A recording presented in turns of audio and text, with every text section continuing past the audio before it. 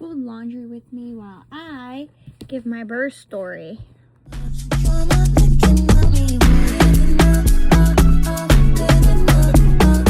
So, after she was born, I noticed that she had a small bump on her hand.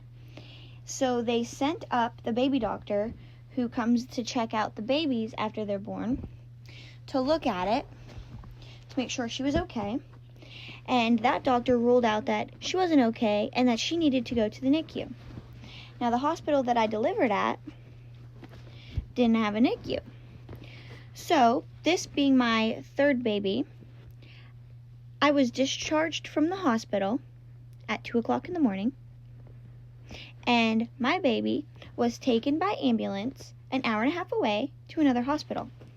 And her dad and I followed the ambulance all the way to the hospital, an hour and a half away.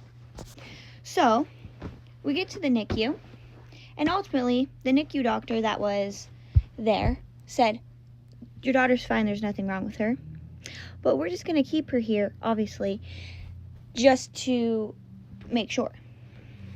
Now, obviously, she was fine, because she's alive and well. But not all babies are fine, so better safe than sorry. However, that was not how I thought that my third delivery was going to go. Ultimately, the whole delivery process was smooth. It was pretty easy, pretty simple. I went in we had to be there at 7. We got there around 6:45 and got checked in, did vitals. They hooked me up to the monitors. They did all of the blood work and whatever. And they started inducing me with Pitocin around 7:30 in the morning. And then I started having intense contractions. When I went in there, I was 3 centimeters dilated, and they said that I was having contractions, but I wasn't feeling them, like, whatsoever. So, obviously, they have to give me Pitocin to get things sped along, honestly. And, so I started having pretty intense contractions, and those went on for 6 hours until our beautiful baby was born at 1:21 p.m. Honestly, I can't complain because I had a really, really good support person this time. My mom was there, my daughter's dad was there, and he was so attentive to me the whole time I was in labor. He made sure to keep telling me to breathe and to keep telling me that he kept telling me that I was pretty. I didn't feel pretty. Honestly, I really did not feel pretty. If I had pictures, I'll insert them. I did not feel pretty at all. Obviously.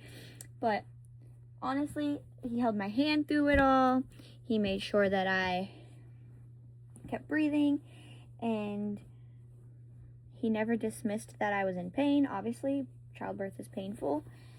And yeah, honestly, this birthing experience was probably my favorite one because I actually had people there supporting me that wanted to be supporting me and who cared about me, and I didn't feel dismissed or anything like that.